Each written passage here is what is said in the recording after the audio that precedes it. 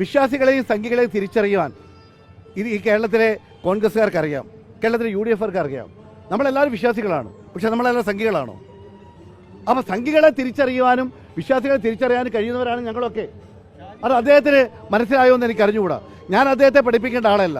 ഞാൻ എൻ്റെ പാർട്ടിയിൽ എൻ്റെ പാർട്ടിയുടെ പ്രസിഡന്റിനോട്, പാർട്ടിയുടെ മുഖ്യമന്ത്രിയോട്, പാർട്ടിയുടെ AICC ജനറൽ സെക്രട്ടറിയോട്, പാർട്ടിയുടെ വർക്കിംഗ് കമ്മിറ്റി മെമ്പർമാരോടാണ് ഞാൻ ആവശ്യപ്പെട്ടത്. ഒരു സംഘിയെ സുപ്രധാന തസ്തികയിൽ ഇരുത്തുന്നതിന് വേണ്ടിയാണോ അവർ കഷ്ടപ്പെട്ടത്? ഒരു CPMകാരായ ആളുകളെ ഈ കുടിയിരുത്തുവാനും അവരെ പച്ചപ്പരവധാനം ഇട്ട് മുന്നോട്ട് കൊണ്ടുപോകാനുമാണോ ഇവിടെയുള്ള ആഗ്രഹിച്ചത്? തെരഞ്ഞെടുപ്പ് കമ്മീഷന് എന്ന് പറയുന്നത് ഏറ്റവും പ്രധാനപ്പെട്ട ഒരു പദവിയാണ്. നമ്മുടെ AGയെ പോലെയോ അല്ലെങ്കിൽ സർക്കാരിൻ്റെ ചീഫ് സെക്രട്ടറിയെ പോലെയോ അല്ലെങ്കിൽ മുഖ്യമന്ത്രിയുടെ പ്രൈവറ്റ് സെക്രട്ടറിയെ പോലെയുള്ള പദവിയല്ല. അത് ഭരണഘടനാപരമായ ഏറ്റവും വലിയ പദവിയാണ്. അതിൽ ഒരാളെ നിയമിച്ചു കഴിഞ്ഞാൽ, അത് ഗവർണർ അംഗീകരിച്ചു കഴിഞ്ഞാൽ, പിന്നെ 5 വർഷക്കാലത്തേക്ക് അദ്ദേഹത്തെ മാറ്റണമെങ്കിൽ ഇംപീച്ച്മെൻറ്റ് നടപടി വേണം. 2029 ഡീലിമിറ്റേഷൻ വരികയാണ്. കേരളത്തിൽ 20 പാർലമെൻറ്റ് 30 പാർലമെൻറ്റ് ആവുകയാണ്. എന്ന് പറഞ്ഞാൽ ഇത് 140 സീറ്റുകൾ, അത് 200-ലേറെ സീറ്റുകളായി വർദ്ധിക്കുകയാണ്. അങ്ങനെ വർദ്ധിപ്പിക്കുന്ന ഡീലിമിറ്റേഷൻ കമ്മീഷനിൽ കൺവീനറായി പ്രവർത്തിക്കുന്ന സ്ഥിരാംഗം സംസ്ഥാന തെരഞ്ഞെടുപ്പ് കമ്മീഷനാണ്. അപ്പോൾ ഇത്രയും പ്രധാനപ്പെട്ട പദവിയാണ്. ആ പദവിയിൽ UDFന് എതിരായി നിൽക്കുന്ന കാലാകാലങ്ങളിൽ, അദ്ദേഹം പഠിച്ചത് ഞാൻ പഠിച്ച കാലത്തിലാണ്. ഞാൻ KSUവിന് ജില്ലാ പ്രസിഡന്റായിരുന്ന കാലത്ത് അദ്ദേഹം SFIയുടെ ഏറ്റവും സജീവമായ പ്രവർത്തകനും നേതാവുമായിരുന്നു. ലോ കോളേജിൽ ഞാൻ പഠിക്കുമ്പോഴാണ് അദ്ദേഹം ജൂനിയറായി എനിക്ക് അവിടെ പഠിക്കാൻ വന്നത്.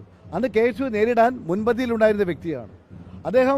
താമസിച്ചത് ഞാൻ കൗൺസിലറായിട്ടുള്ള ചാലപ്പുറത്ത് തളിയിലാണ് അദ്ദേഹത്തിൻ്റെ ജന്മവും അതുപോലെ താമസവും ഒക്കെ മുന്നോട്ട് പോയത്. അദ്ദേഹം LLB കഴിഞ്ഞ് പ്രാക്ടീസ് തുടങ്ങിയത് കോഴിക്കോടാണ്, മഞ്ചേരി സുന്ദരരാജൻ്റെ കീഴിലാണ്. അന്ന് ഒരു കാലത്തും UDFോ കോൺഗ്രസോ ആയിട്ടില്ലാത്ത, എന്നും UDFനും കോൺഗ്രസിനും എതിരായി നിലപാടെടുക്കുന്ന ഒരാളാണ്. കഴിഞ്ഞ 15 വർഷമായി സംഘിയാണ്. എന്ന് പറഞ്ഞാൽ ഒരു സംഘിക്ക് എന്തെല്ലാം ക്വാളിഫിക്കേഷൻ ഉണ്ടോ അതെല്ലാം നടത്തിക്കൊണ്ട് മുന്നോട്ട് പോയ അദ്ദേഹത്തിൻ്റെ സമൂഹ മാധ്യമങ്ങളിലും അതുപോലെ അദ്ദേഹത്തിൻ്റെ പ്രവർത്തനങ്ങളിലുമൊക്കെ പൂർണ്ണമായി സംഘിവൽക്കരിച്ചുകൊണ്ട് മുന്നോട്ട് പോയ ഒരു വ്യക്തിയാണ്. അദ്ദേഹത്തെ പോലെയുള്ള വ്യക്തിയെ കോൺഗ്രസ് അധികാരത്തിലിരിക്കുമ്പോൾ, UDF അധികാരത്തിലിരിക്കുമ്പോൾ ഇത്രയും സുപ്രധാനമായ പദവിയിലേക്ക് വെക്കുന്നത് തെറ്റാണ് എന്ന എൻ്റെ ആത്മരോഷമാണ്. അത് എൻ്റെ ആത്മരോഷം മാത്രമല്ല, കഴിഞ്ഞ 10 വർഷക്കാലമായി പാർട്ടിക്ക് വേണ്ടി SFIക്കാരോടും DYFIക്കാരോടും CPMമാരോടും പോലീസുകാരോടും അതിശക്തമായി എതിരിട്ട് അവരോട് പോരാടി ജയിൽ ശിക്ഷ അനുഭവിച്ച് പീഡനങ്ങൾ അനുഭവിച്ചു വന്ന ആയിരക്കണക്കിന് പ്രവർത്തകരുണ്ട്. ആ പ്രവർത്തകർക്ക് ഏറ്റവും കൂടുതൽ ആഗ്രഹം അവർ CPMനെതിരായും അതുപോലെ സംഘികൾക്കെതിരായും നിലപാടെടുത്തുകൊണ്ട് മുന്നോട്ട് പോയവരാണ്.